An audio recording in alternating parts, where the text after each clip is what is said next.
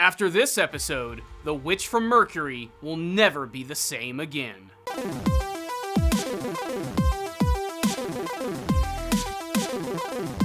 Powerful Nerdcast assemble! Stay dandy, baby. Greetings, Gundam fans. The Ace Guru is here, and it's time to talk about the latest episode of Mobile Suit Gundam, The Witch from Mercury. An episode which will go down in infamy. An episode which brings the series back to its ultra-violent roots. This is an episode which I think is going to bring a lot of those who are sort of done with The Witch from Mercury back on board. And that's because the last episode of the series, while it was certainly a nice return to form, disappointed a lot of people because they wanted to get away from the school setting. Well, this episode certainly does that, and it does it in an extremely over-the-top, disturbing, and pretty violent fashion. First off, let me just say that this episode is pretty damned shocking, and I have to admit that it kind of upset me, but this might sound a little weird. It upset me in a good way. The status quo was reaffirmed in the last episode of the series, and in this one, it's effectively shattered. I thought this episode was gonna give me more of the same. Suletta having a really cool mobile suit battle against both Sophie and Noria, and while we do get it, the context behind it in this episode is nothing short of terrifying. Not to mention, this episode also confirms some pretty big theories from the fan base. So I also just want to go ahead and say that if you haven't watched this episode, go do it now, then come back to this video and we can talk all about it. Alright, you've been warned, let's go ahead and dive right in. Surprisingly, the episode opens up with the introduction to what the whole Quiet Zero plan is, that thing that was brought up by Lady Prospera in the post-credit scene in the last episode of the series. A plan which was seemingly created by both of Mio's parents. So the whole deal with Quiet Zero is that essentially they're going to be able to control all permit link technology in this world, and they're going to use the aerial Gundam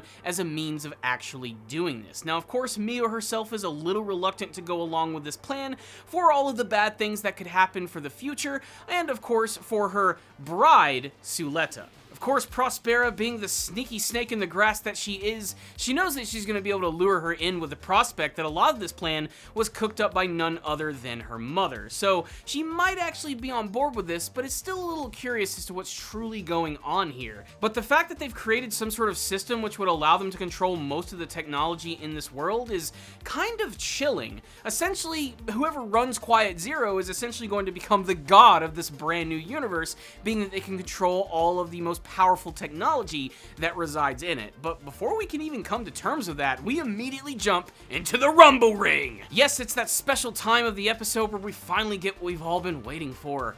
Mecha porn. That's right, lots of mobile suit battles. At least, that's what I thought I was going to get here. You see, we get to see that all of these characters from the various different houses and groups are going to be joining in this big open campus event where they're going to bring in their best technology, their mobile suits, and basically, they're just going to throw down. Tear shit up. Sparks will fly, beam sabers will ignite. Basically, it's going to be everything that you could possibly want from a big, epic, free-for-all mobile suit battle. We also get to see that the stakes of this battle are going to be raised, as the very creepy Sophie makes the declaration that if she wins this battle against Suletta, she wants to become her sister, her real sister. She wants to form a family with Suletta, as really, she just wants the simple, finer things in life. A family, a roof over her head, a fluffy bed, video games, and friends that she can spend time with.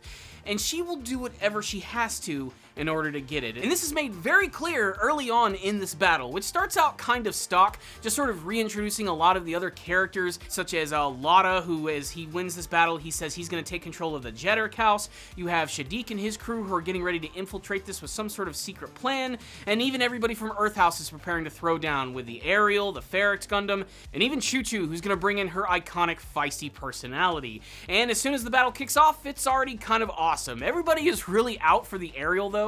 They know that they're going to be the biggest threat in this fight, and if they all team up, they might actually be able to bring them down. However, right as the battle is intensifying, suddenly the shit just explodes on the fan when both Sophie and Noria decide that they are going to basically just interrupt this entire battle by basically performing a terrorist attack on the school itself. Not only utilizing their signature Gundams, but also their very own bits, which take the form of unmanned mobile suits, which resemble Gundams themselves.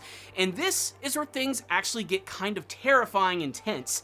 Terrifying because we have to remind ourselves that while this is a school for learning how to control mobile suits, weapons of war, it's also a school for children. There are young kids here and a lot of people who are here to actually witness this giant rumble ring battle. And almost immediately we get to see that it is turned into a true battlefield, as both Sophie and Noria have no problem in killing everyone that stands in their way. Students are killed, things are destroyed, and the ante has officially been upped. I don't know about you guys, but when I was watching this scene, it sent a massive chill down my spine. While it was certainly a spectacle to behold, it was also just so damned scary getting to see these students and everybody just completely running for their lives. Their entire world has been turned upside down because of these people who've decided to infiltrate the school. It's made even more desperate when we get to see that Lotta is taken out almost immediately by Sophie. She literally just explodes from the ground and takes her giant Gatling gun, slamming it directly into his Delonza mobile suit's head,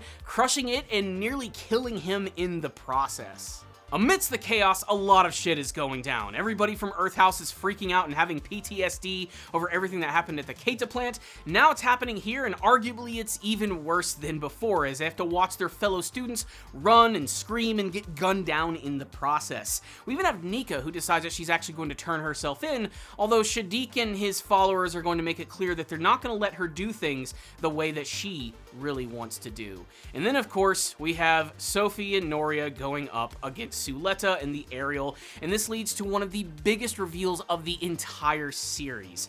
So as they're destroying everything, eventually this mobile suit battle makes it out into space, and this is where we get our classic battle of ideologies along with the mobile suits themselves, with Sophie justifying her actions because she is in a war machine, something that is designed to essentially kill someone. I mean, why else would you have a giant robot which is covered head to toe in weaponry?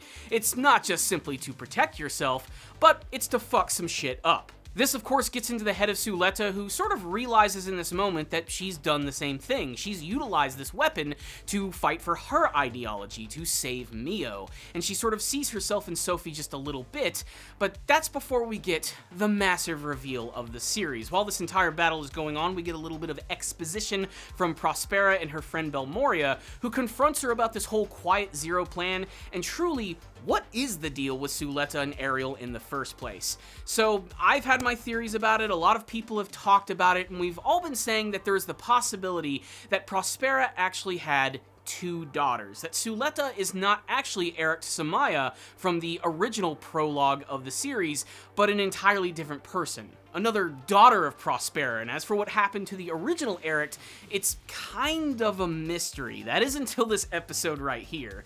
Ever since the introduction of Ariel and its very signature powered bits, everybody's had the theory that these weapons, or actually the Ariel itself, were somehow composed of human components, maybe even the very human soul itself. And that comes to fruition in this episode, where it is fully revealed that Suletta Mercury is not Eric Samaya. In fact, she's actually just another daughter of Prospera, and apparently the real Eric, Ari herself, has quite literally been transformed into the Ariel Gundam itself. Maybe not her physically, but her overall mind and actual personality has been implanted in this mobile suit, with the sole purpose of it being the key to the Quiet Zero plan. They're going to utilize the Ariel Gundam to control all permit link technology. This is what gives it such a powerful edge in battle. This is why it's able to connect with Suletta on such an extreme level without any sort of damage being done to her. It is official. Prospera has two daughters, and she had no problem in utilizing her youngest and transforming her into a weapon, which of course makes her character seem a little different. She was always a little crafty and weaselly before, but now she's straight up just mad. Right, wrong, black and white, everything comes to a head in this episode right here, as massive revelations are revealed about Suletta and her relationship with Ariel, which is effectively her older sister. Basically, she's been working with her sister this entire time without her even realizing it, and of course this explains why she's able to communicate with her so well. And things manage to go into even more darker territory as Sophie continues to battle against Suletta against all odds, knowing that her Gundam and all the other weird drone-like weapons that they're using are going to be completely useless against Eri and her powers inside of the aerial Gundam. Sophie even pushes herself to the point of using her permanent link limit to a point where it actually ends up killing her right before she can even complete her battle with Suletta.